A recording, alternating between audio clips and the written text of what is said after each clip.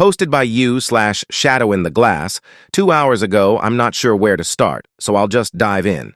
I'm 28, and 3 months ago, I inherited my grandmother's house in a tiny town called Blackthorn Hollow. I'd never been here before. Grandma wasn't exactly the warm, cookie-baking type. She was secretive, always talking in riddles when I saw her as a kid. When she passed, I was surprised she left me anything, let alone a whole house. I'd been stuck in a dead-end job, so I figured, why not? Fresh start, right? I packed up my life and moved in.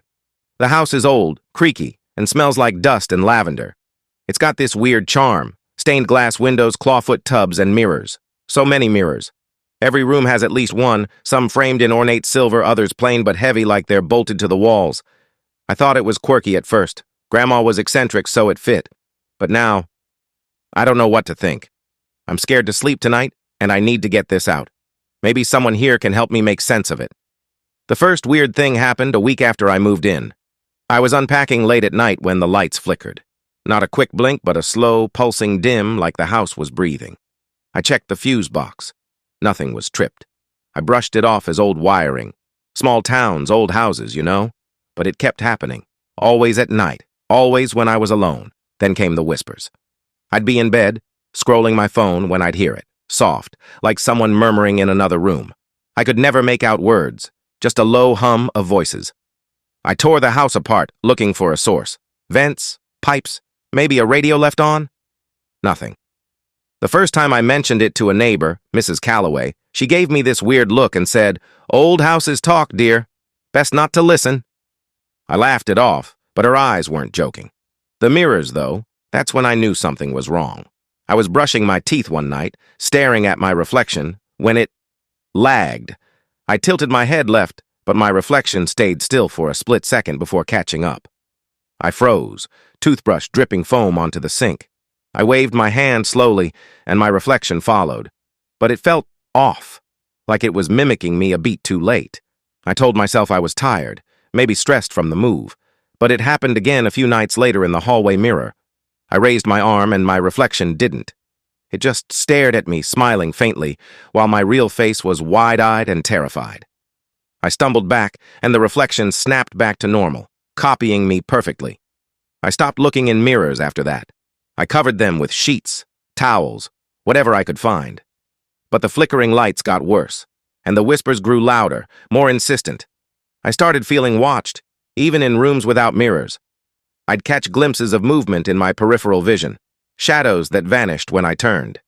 My dreams were the worst. I'd see myself standing in front of a mirror, but it wasn't me inside it. It was something else, wearing my face, pressing its hands against the glass, trying to get out. Last week, I found Grandma's journal in the attic, hidden under a floorboard. It was leather-bound, pages yellowed, and smelling of ink and wax. I sat on the attic floor, reading by flashlight, and my stomach twisted with every word. Grandma wasn't just eccentric. She was part of something called the Order of the Veil, a group of women in Blackthorn Hollow who used mirrors to trap spirits. Not just any spirits, but the kind that linger too long, hunger too much, as she wrote. The mirrors in the house weren't decor. They were seals, each one holding something caught by the order. Grandma's entries were meticulous, listing dates, rituals, and warnings. Never break a mirror. Never speak their names. Never let them see you falter. I should have stopped reading. I should have packed a bag and left. But I needed to know. One entry mentioned a spirit called the Hollowed One, trapped in the largest mirror in the dining room. Grandma described it as a thief of faces, a weaver of lies. She wrote that it was stronger than the others, always testing its bonds. The last entry, dated a week before she died, said, "It knows I'm weakening. It sings to me at night. I fear I've failed." I went downstairs, heart pounding, and stood in front of the dining room mirror. It's massive, floor to ceiling, framed in silver that looks like twisted vines. I'd covered it with a sheet, but I pulled it down, staring at my reflection.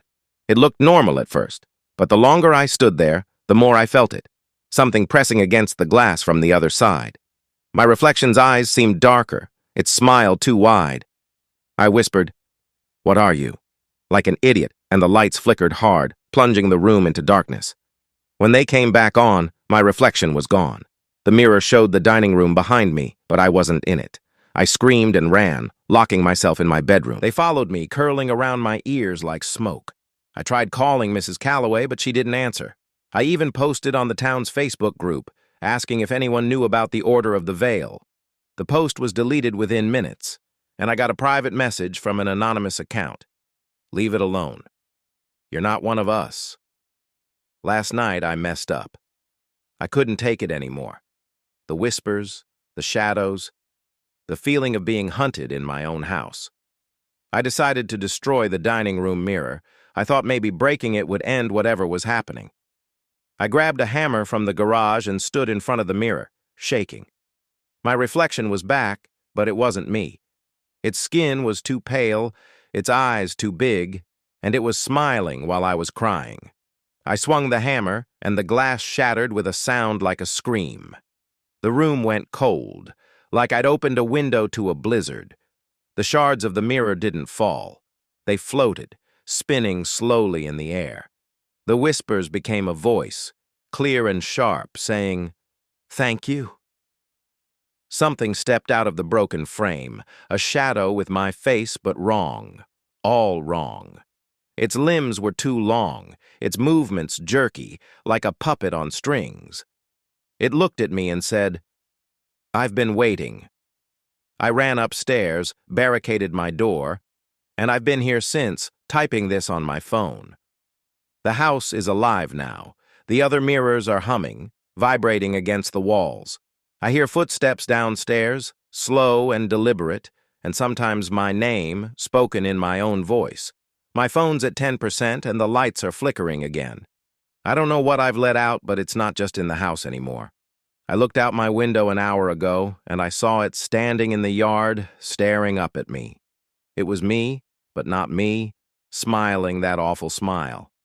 I found a note in Grandma's journal, tucked in the back, that I missed before. It said, "If the hollowed one is freed, it will wear you until you're nothing. Burn the house. Burn it all." I don't know if I can do that. I don't know if I have time. The footsteps are on the stairs now, and my reflection is in my phone screen, even though I'm not holding it up. If anyone's in Blackthorn Hollow, if you know about the order, please help me. I don't think I'm getting out of this. Update. 10 minutes ago, the door's rattling. It's whispering my name over and over. I tried to start a fire in the fireplace, but the flames keep dying like something sucking the air out. I'm sorry, Grandma. I'm sorry I didn't listen.